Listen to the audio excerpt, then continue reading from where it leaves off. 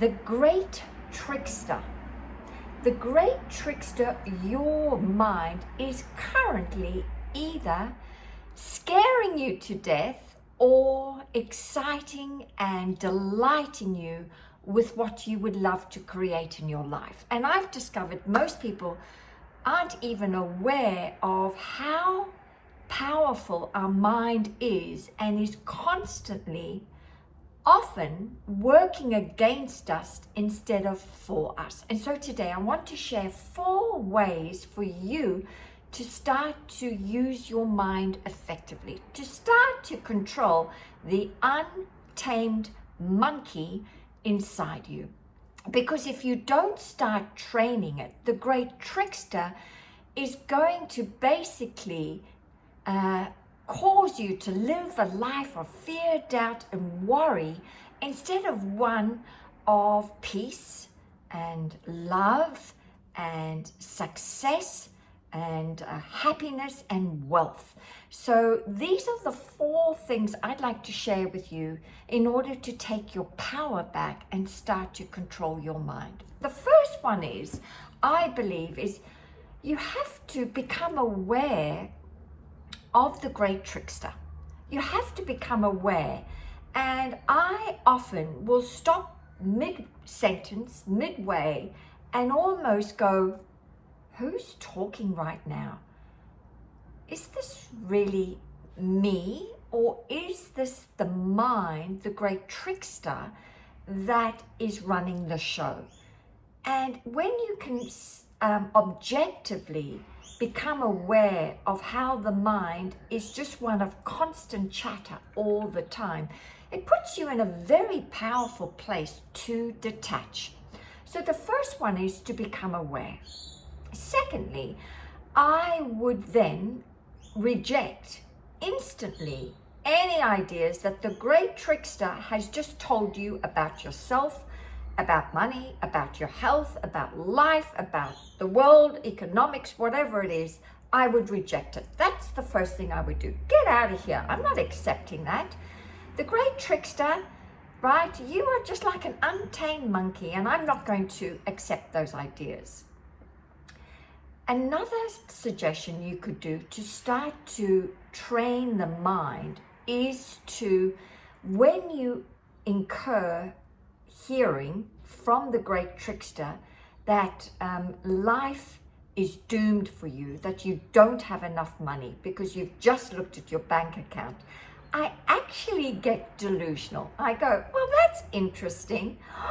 So if I run out of money, that means I will be on the streets. Oh my God. And then I'll be on the streets with my 2 cats, Sydney and Serafina, and I'm going to be the cat lady on the streets here in Australia. And then I'm going to have to find somewhere to live, and it better be warm enough for Sydney, Serafina, and me. And then I'm going to have to go to the food bank to get food. Oh, and then I'll have to go to Salvation Army to get clothes. Oh, and then I'm going to have to start to beg at the shops. And so I actually take the one thought that has scared me, and I actually play it out till it's delusional. And then I laugh, because I'm like, well, that's not going to happen. Come on. That's not going to happen, because I believe in a power greater than myself, who I call God. You may want to call that power infinite intelligence, source, or spirit. Well, that's not going to happen, because I've had evidence in the past of how God has stepped in for me at the last minute, the 11th hour, and has created a miracle for me. So, nope, that's not going to happen. Another suggestion you can do is, when a negative thought comes in, is to say the opposite, right? And I use this called the law of substitution. And I'll suddenly substitute it for the opposite, which is really using the law of polarity. The law of polarity. And I go to the other extreme. So if my bank account is low, I might say, well, God is the source of my supply. God provides richly for me now. Nope, great avalanches of abundance are coming to me now. I'm now, as I say, attracting money easily and effortlessly. So I'll go on a rampage in the opposite direction to soothe my trembling soul. And then finally, another thing I do is ask myself in that moment, am I living in the future or am I living in the past? Because either one is not a healthy one to be in, right? Because most of us are programmed to either live in the past too much or live in the future too much. And then I remind myself, well, right now, in this present moment, in this hot minute, are you okay? Is everything all right now? In this very hot minute, is there anything around you? Just look around you, use your 5 senses. Is anything going on right now that is actually causing that situation to happen right now? Is it?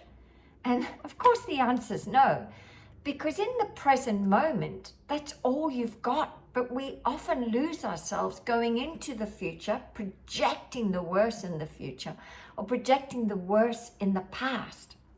So there are a couple or 4 things I've shared with you today that's going to support you to start to control your mind, to start to become aware of the great trickster.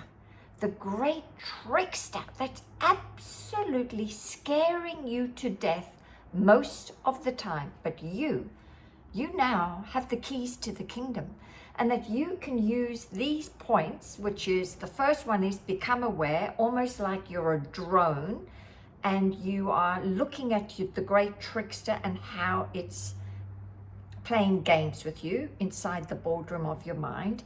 You can reject ideas that come in that are not to your liking.